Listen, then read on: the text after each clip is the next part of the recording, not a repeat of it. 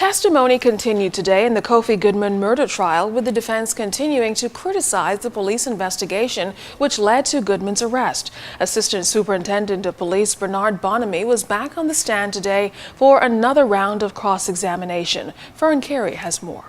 Defense attorney Jeffrey Farquharson continued his cross-examination of lead investigator ASP Bernard Bonamy this Wednesday, suggesting that Bonamy had a motive all along during his investigation into the death of 11-year-old Marco Archer. Farquharson suggested that Bonamy planned to pin the crime on somebody else other than his friend Maydon Knowles, who also lived in a unit at the Yorkshire Street apartment complex where the defendant Kofi Goodman lived. However, Bonamy refuted those suggestions. Farquharson also questioned Bonamy again about the quality of the police investigation into the death of Marco Archer, asking the senior police officer if he had personally checked the 5 units at the apartment complex on Yorkshire Street, prompting Bonamy to explain that he left specific instructions as to what should be done and had left officers there to carry them out. He also indicated that he personally checked all of the units except number 5 because his inquiries showed that no one lived there.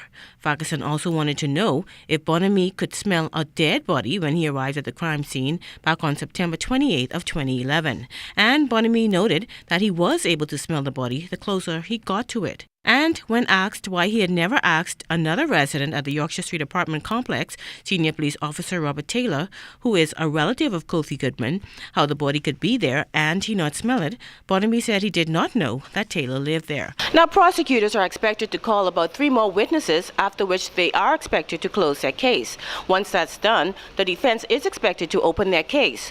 Fern Carey, ZNS Network News. Well, prosecutors were expected to continue the cross-examination of Makiko Black today.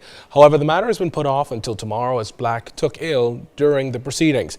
Black is accused of killing her husband, Defense Force Officer Leonardo Black, back on April 19th of 2010. She testified earlier that she and her husband had an argument at their apartment on the day he was killed, noting that when the incident happened, they both reached for a loaded shotgun, which went off.